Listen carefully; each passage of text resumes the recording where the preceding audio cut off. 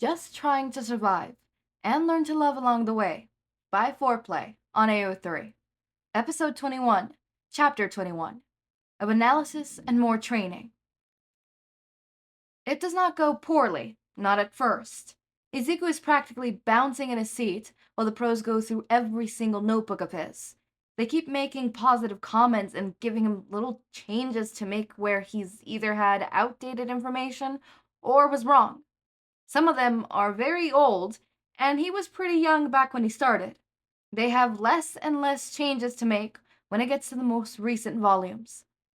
They pause when they get to number 13 and spot the damage. What happened to this one? Shouta looks a little concerned about it, eyeing up the burn marks and water damage.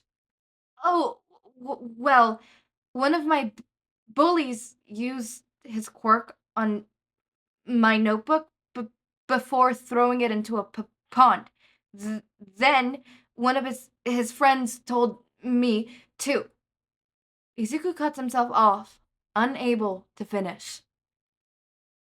To kill yourself? Shouta is blunt, and he sounds upset, so Izuku can't meet their gazes as he nods slowly, tears welling up in his eyes. I have to know, listener, how many of those scars are from him? Izuku looks up in shock at that, and his tears make their way down his face. He raises shaking hands to answer, not trusting his voice. When did you see those? In the hospital, when we had to fix your arm? I'm guessing there are more than what we saw? He only gave me a few. My back is worse.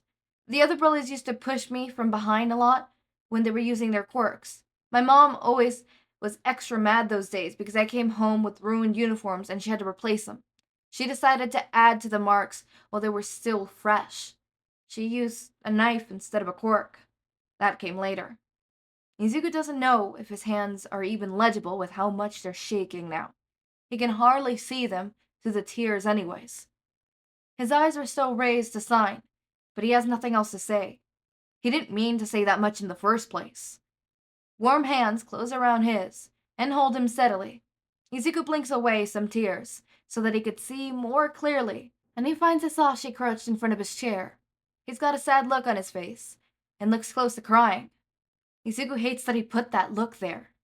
He starts crying harder when Hizashi tugs him forward by the hand into his chest, wrapping his arms tightly around him. Izuku grips the back of his jacket as tightly as he can, almost afraid to let go. He has to, eventually, so he could pull back reluctantly, scrubbing at his eyes to try and stop the crying. Sorry. Hey, nothing to be sorry for, problem child. Shouta gives him a smile from his position on the floor next to Hizashi. When did he get there? Why don't we take a little break from all this serious stuff and watch a movie or something? Just a short one. We can't be slacking off when my classmates are all working hard, Sashi. Hizashi grins, clearly pleased that Izuku used his nickname. He doesn't know why he did. It just felt right. Of course, listener, you know Sho here wouldn't let us slack off. Can we watch the one with Toothless in it? You never told me the name. The cat chirped at the sound of her name, and plucks herself in the middle of their huddle on the floor. Well, now we have to. It's called How to Train Your Dragon. Get ready to watch Sho cry. Izuku laughs at the blush on Shota's face. I don't cry, Sashi. Izuku speaks before Hizashi has a chance to. Sure, Shouta. Shouta raises his eyebrow at him before speaking again. How could you, Hizashi? You turned my own son against me. Izuku almost starts crying again when Shouta calls him that. His son. It sounds so nice. They sit there through the movie, and Shouta makes fun of Izuku and Hizashi for crying. They don't mention that they notice how close he was to tears up near the end. They don't get back to work afterwards. They decide to work on something other than quirk training on the second day of internships. They start the morning focusing on quirkless fighting, trying to find where he's good at. It's hard to work, but Izuku finds himself having fun.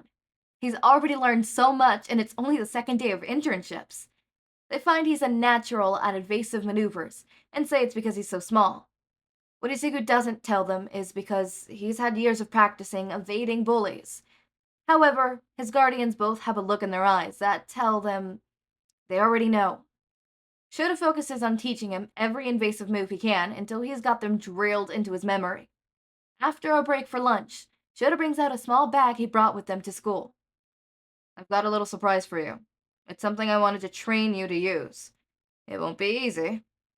Shouta pulls something awfully familiar out of his bag. Is that what I think it is? Shouta just nods as he hands him a certain colorful scarf, only a few shades darker than his capture weapon. He helps Izuku drape it around his neck and gives him a few demonstrating of proper arm movements before he lets him try. Without the scarf at first, when he's satisfied, he lets Izuku try it out, and he somehow manages to trip himself within 4 seconds. Don't worry about it. It took me a long time to get a hang of it. You'll get it much faster because I'm here to teach you. Izuku nods before trying to feel extra determined. He wants to make Shouta proud. After an hour finding himself completely tangled up, unsure of how it happened, it takes both Shouta and Hizashi to free him. Once he's freed, they take a short break before moving on to quirk training. It goes a little better than yesterday did, and he doesn't break any training rooms. It's late afternoon before they wrap it up. Hizashi decides he wants to see what a real patrol is, so he tags along with the hero. They leave, just the two of them, while Shouta goes to nap somewhere before his own patrol tonight. They walk down the street in their hero costumes, keeping an eye out for anything, and waving at people who recognize Present Mike. Now, my patrols are much different than Eraserhead's. Do you know why? Well, he's an underground hero, so he works mostly at night, and he finds crimes as they're taking place and stops them. You, as a more recognizable hero, acts more as a deterrent to crime because your patrol so visibly. But you still stop crime as they take place. Correct, listener, although today I chose one of the safer routes.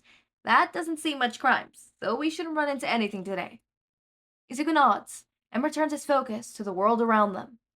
They keep it for a few hours before heading home, and thankfully they don't run into any crime. Izuku's grateful for that. He doesn't think he's ready to face another villain so soon. They continue the next day, much in the same fashion. Izuku training with Hizashi and Shouta for a few hours in the morning, then going out and patrolling for the afternoon. Present Mike has him stay back and watch him stop a few petty crimes, then ask his observation on the situation and how they were handled. Only once does Izuku have to get involved, and that's when someone decides to go after a hero in training while Present Mike was busy with his buddy. Izuku evades him and trips him up, and by the time Hizashi was done with his criminal, he yelled out at the man until his ears bled. Okay, so, very interesting, because I thought for a second Izuku just didn't tell Aizawa and Hizashi that, Bakugo's the one that told him to kill himself, but I'm reading the author's note. Yeah, I made it not be Bakugo who told him to kill himself. You'll find out later, winky face. What does that mean? Foreplay, what does that mean? What does that mean? Anyways, chapter 22 is Of Heroes and Killers. A night patrol in Hosu takes a turn for the worse. Do they decide to go to Hosu and then shit goes wrong? Is that what I'm getting? I still don't know the Hosu situation and how that's going to plan out, which I'm really interested about because, again, interesting. Oh, I just read one of the tags, gun violence. When is that going to appear up? When is that going to happen? When is that going to make an appearance? Is it going to make an appearance anytime soon or... Okay. But very interesting. Kind of a lighthearted, well, not lighthearted. I mean, there was that very hard, episode there, or a moment there, but compared to other moments and Screech, we're good. I don't need to ask you guys any questions, and I could go on with my predictions. As I said, I don't know what's going to happen in Hosu. I think the reason why the author probably chose to not have it be where Bakugo tells Izuku to kill himself is probably because maybe Bakugo gets a redemption arc, or maybe Bakugo was never a bully. No, wait, there were scorch marks on his thingy, so no, never mind, that's not an option. I don't know. It's an interesting choice. It's a choice that I've made, right? In Fluffy Mind, Bakugo never tells Izuku to off himself. Obviously Izuku has a quirk, so there's no there's no there. And then obviously in another fanfiction that I'm planning on writing, which is, I'm not gonna say the name, but let's just say it's the name of a Greek god that is associated with the sun. No, not Apollo. I know some of you guys thought Apollo, but no, not Apollo. Starts with an H. But in that one as well, Bakugou doesn't tell him to kill himself. There are certain fanfictions where I also choose the option of having Bakugou not be a complete dick. But then there's also fanfictions where he is a dick. In my fanfictions that I'm gonna write where he is a dick and he does get reprimanded, but he does get redempted. There's only one where he is a villain, but that's a Wonder Duo villain kind of thing. So both him and Izuku are villains. So it's less of him being a jackass to Izuku and more him just being evil to everybody else, you know? Anyways, as always, my rain drops. Make sure to eat, sleep, drink water, take your meds. Have a wonderful day or night. Link to my Discord server and socials are down in the description. Subscribe to see more of my content, and thank you so much for watching.